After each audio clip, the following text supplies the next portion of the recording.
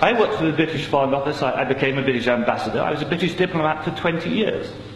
I was always very patriotic to be British. I was very, very proud.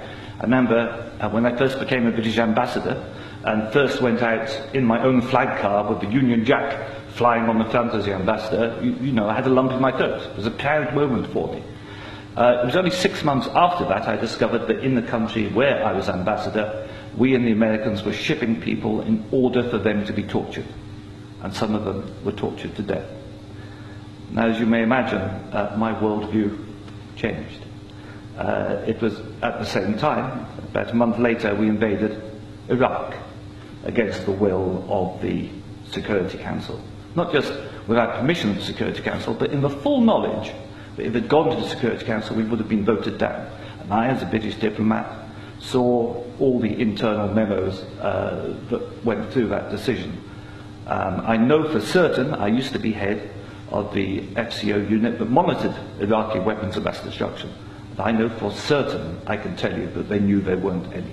It wasn't a mistake, it was a lie. I think it is impossible to be proud of the United Kingdom. I think when we invaded Iraq, we did to the United Nations what Hitler and Mussolini did to the League of Nations. And I think what we've done since, where the truth is often much hidden in the bombing. If you look, Libya, disaster now, we bombed it. We killed 15,000 people when NATO bombed Sirte, something they never told you on the BBC. And did we make it better? No. I saw in Uzbekistan, I saw the gas contract signed by Enron and a company called Unocal, which George Bush Sr.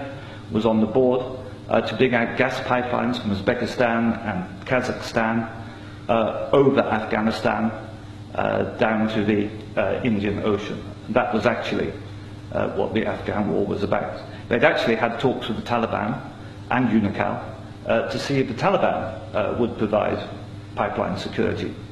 The person who held those talks was the consultant for Unocal, who's a certain Mr. Karzai, who, after being employed by George Bush Sr. as a consultant, went on to become president of Afghanistan. That was their plan B. The Taliban wouldn't do it, so they invaded. It's usually, I've seen it on the inside, it's almost always about control of resources. It is every bit as corrupt as our first speaker. I'm sorry, I'm also terrible with names. Andrew. You are absolutely right, Andrew. And I can tell you it's not an academic construct. The system stinks.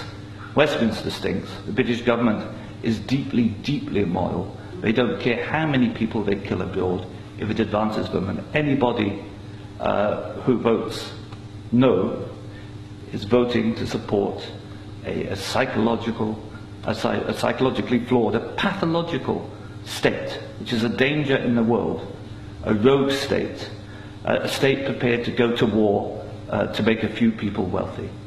That's why I say it's not possible to be a decent person and vote no, and we shouldn't be ashamed to say that. الحمد لله رب العالمين والصلاة والسلام على رسول الله الأمين ولا عدوان إلا على الظالمين. هذه الشهادة من هذا السفير كريغ موري اللي هو سفير بريطانيا السابق في أفغانستان، إبان غزو هؤلاء العصابة من الأمريكان والبريطانيين لأفغانستان، يفضح هاتين الدولتين الإرهابيتين.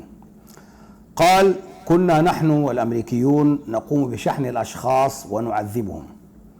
وقال: وتعرض بعضهم للتعذيب حتى الموت. وقال: لقد غزونا العراق ضد إرادة مجلس الأمن الدولي. مما ينبئك أن مجلس الأمن هذا إنما هو مجلس الخوف، ومن اعتمد عليه في حل مشاكل الشعوب فهو إما جاهل غر وإما خائن عميل. وقال: الأمر لم يكن خطأ، يعني ادعاء أن هناك أسلحة دمار شامل وأن هناك خطر على أمريكا من أفغانستان، هذا الأمر قال لم يكن خطأ، وإذا ما كان كذبة من من دول الديمقراطية والشفافية والعدالة وحقوق الإنسان. وقال: هو أمر لا يطلعونكم عليه في البي بي سي. وهذا شهادة من هذا الرجل في أن البي بي سي إنما هي إذاعة وتلفزة خبيثة ومنافقة وكاذبة وليست شفافة. وقال أن شركة يونيكال التي كان جورج بوش في مجلس إدارتها كانت وراء الحرب في أفغانستان. وطبعا كرزاي الأفغانستاني هو قام بنفس دور كرزاي السوداني. وقال الحكومة البريطانية ساقطة أخلاقيا، وكانت عبارته deeply immoral. وهذه شهادة من هذا الرجل على هذه الحكومة الخبيثة. بل وقال ودولة بريطانيا خطر على العالم وفاسدة تشن الحرب لخدمة الأغنياء.